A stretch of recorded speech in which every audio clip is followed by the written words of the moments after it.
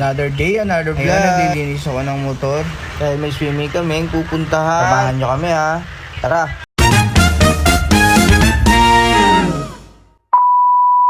At yun na nga, bumiyahin na kami agad-agad. Dumaan kami sa Walter para bumili ng cake. Dahil birthday ng kapatid na asawa ko. Pumunta na sila sa Red Ribbon. Ay napili nilang cake na bilad. Red Ribbon, baka naman. Pumasok na nga sila at para makabili ng cake. Mamadali pa si ate dyan, oh.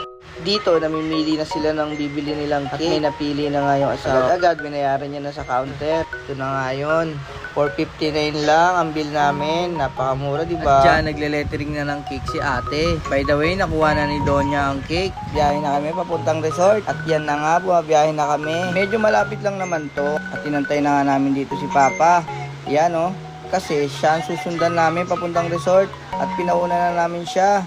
Diba? Sinusundan lang namin siya. Kasi hindi namin alam, baka maligo kami. Nakarating na nga kami sa wakas. Agad-agad.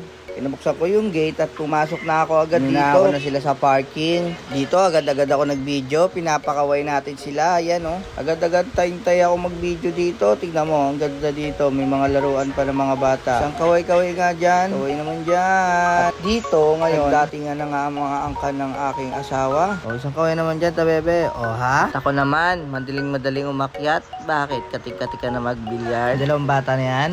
Sila ang may birthday. Nga pala si Tita Michelle din, birthday ngayon. Pinagsabay-sabay na nila yung birthday nila. Bago ang lahat, syempre patugtog tayo ng happy birthday. Happy birthday to you. Happy birthday to you. Happy birthday. Happy birthday. Happy birthday to you. At yun, syempre kainan na. Papahuli pa ba ako? Diba? Ito, matakaw. Hey! Pagkatapos kumain, nag-swimming na agad, lusong-lusong na. At kami, nagtatagay-tagay na. Ito, nakabantay pa. Oh, ha? Pinakatakas. Bantay sarado, no? Sweet namin dalawa, no? At may inimbitahan pala silang singer. Di ko man maisip.